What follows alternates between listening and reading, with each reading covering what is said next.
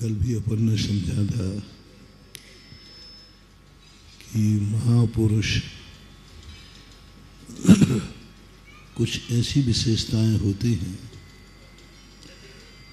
उन महापुरुषों का जीवन एक वृक्ष के समान होता है। कुछ जीवों का जीवन स्वयं कल्याणी होता है कि वो तारे के समान स्वयं तो प्रकाशमान होते हैं, लेकिन वो दूसरे को प्रकाशित नहीं कर पाते। इनकी चर्चा मैंने कल की थी। इन्हें अच्छे व्यक्तियों में लिया जाता है, श्रेष्ठ व्यक्तियों में लिया जाता है, जो तारे के समान चमकते हैं, स्वयं की निर्मलता प्राप्त करते हैं, निर्दोषता प्राप्त करते हैं, स्व अस्तित्व को स्वीकार करते, अपने अनंत वैभव के धनी होते। वे जगत में तारों के समान चमचमाते हैं, लेकिन जो व्यक्ति महान होते हैं उनका चरित्र चंद्रमा के समान होता है। जो स्वयं तो प्रकाशमान होते हैं, सारे जगत को भी प्रकाशित कर देते हैं। कल हमने इस पर थोड़ी विशद व्याख्या की थी, महापुरुष और 63 शलाका पुरुष। चर्चा उनकी नहीं होती है जो प्रकाशमान है, चर्चा उनकी होती है जो दूसरों को भी प्रकाश देते हैं। वे पूजनीय की कोटि में नहीं आ पाते हैं मंदिरों में, वे ध्यान की कोटि में आते हैं, आराधना की कोटि में आते हैं, जो अपने आप में श्रेष्ठ होते हैं, शुद्ध होते हैं, निर्मल होते हैं। हमेशा ध्यान करने की जब बात कही तो निर्मल लोगों का ध्यान करो, निर्दोष लोगों का ध्यान करो, वो आराध्य है। लेकिन जब पूजा की बात कही, जब चर्चा की बात कही, जब वंदना की बात कही, तब कहा कि उनको लाओ, उनको सामने लाओ जिन्होंने तुम्हारे ऊपर कुछ उपकार किया हो। आराधना और उपासना में बहुत अंतर है। आराधना में ध्यान किया जाता है और उनमें कोई भेदभाव नहीं होता। जो निर्दोष हैं वो सब ध्यान के योग्य। नमोकार मंत्र जपने के योग्य है, नमोकार मंत्र ध्यान के योग्य नहीं बन पाता। आज तक किसी को नमोकार मंत्र पढ़ते हुए केवल ज्ञान नहीं हुआ। यदि होता है ध्यान तो वो धर्म ध्यान होता है, शुक्ल ध्यान नहीं होता, क्योंकि उसमें कुछ विशेष लोगों को स्थान दिया गया। ताराओं के ध्यान से हमें केवल ज्ञान प्राप्त हो जाएगा, वो आराधना के योग्य हैं, ध्यान के योग्य हैं। लेकिन वे व्यक्ति पूजा के योग्य हैं, उनके मंदिर बनाए जाते हैं,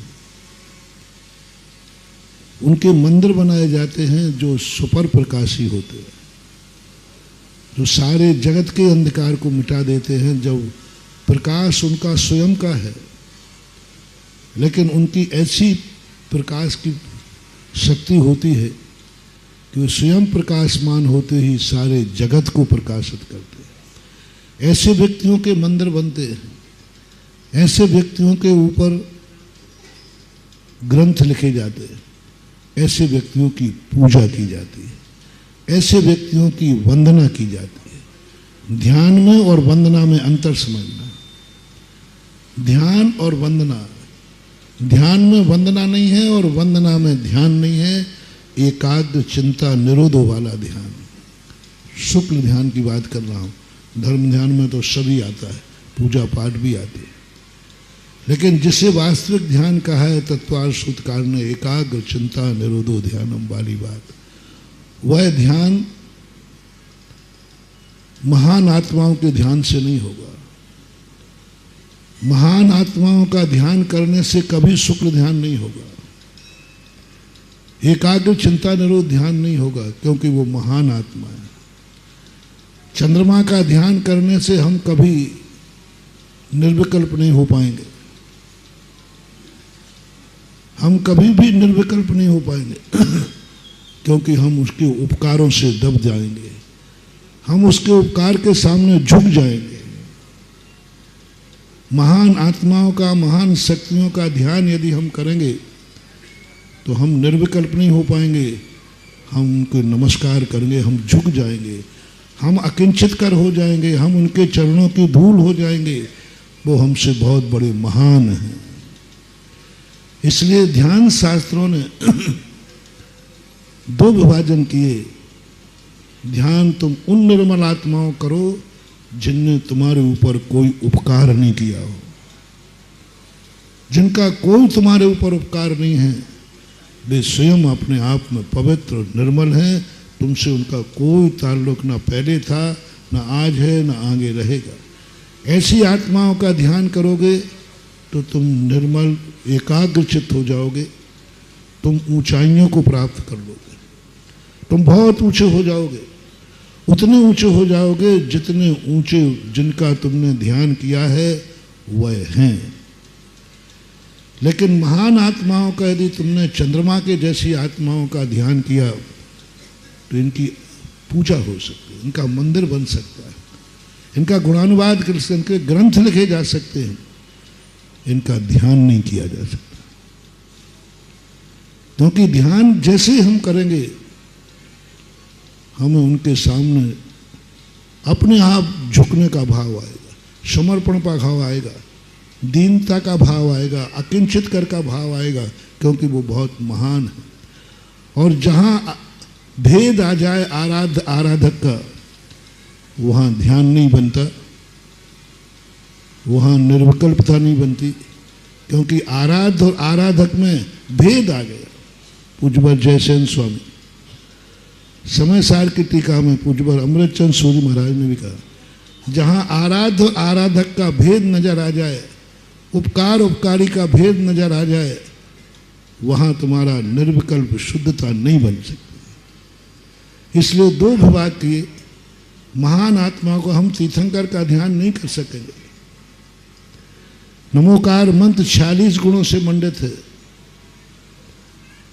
46 गुण से मंडित का हम ध्यान नहीं कर पाएंगे, हम पूजा कर पाएंगे, हम उनका मंदिर बनाएंगे, हम उनसे प्राप्त करेंगे।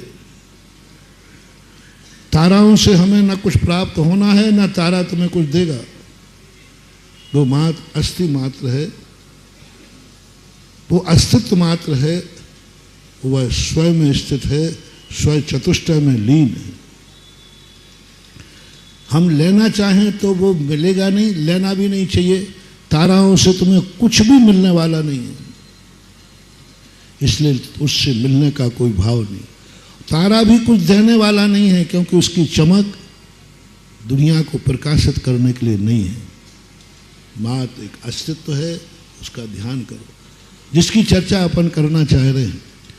दूसरा व्यक्तित्व जो है वे महान आत्माएं कहलाते, वे शलाका पुरुष कहलाते, वे महापुरुष कहलाते, जिनको कल मैंने कहा था, जो जगत को देने का भाव करते हैं और जगत उनसे लेने का भाव करता है। आपको पूजा उसकी करना है जो तुम्हें कुछ देना चाहता है, तुम्हारे देने के लिए उसने सब कुछ पाया है, तुम्हारे लिए सब कुछ उसने किया है। ऐसे व्यक्ति की पूजा करो तो आप जो चाहते हो वह मिलेगा। जय हिंद दोस्तों, अगर आपको मेरी वीडियो अच्छी लगती है तो प्लीज़ मेरे चैनल को लाइक, शेयर, सब्सक्राइब करिए और इसी तरह से अपना प्यार देते रहिए। धन्यवाद।